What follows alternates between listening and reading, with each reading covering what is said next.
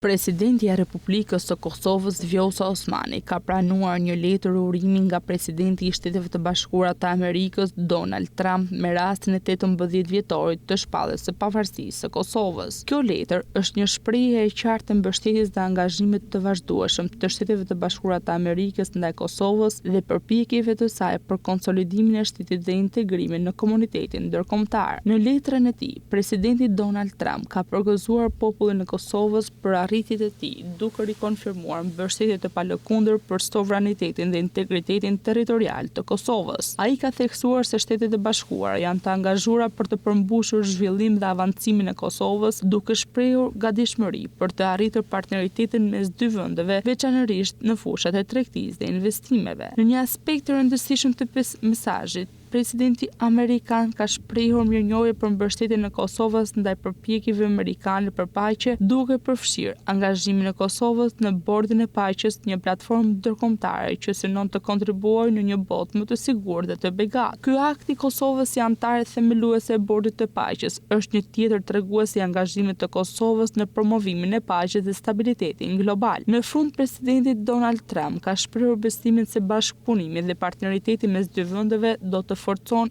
edhe më tej në të ardhmen, duke nënvizuar një perspektivë të qëndrueshme për zhvillimin e marrëdhënieve bilaterale. Ky mesazh është një tjetër dëshmi e rëndësishme strategjike që kanë marrëdhëniet nëpërmjet Shteteve të Bashkuara të Amerikës dhe Kosovës dhe vlerësimi që SBA i jep progresit të Kosovës në rrugën e saj të pavarësisë dhe integrimit ndërkombëtar.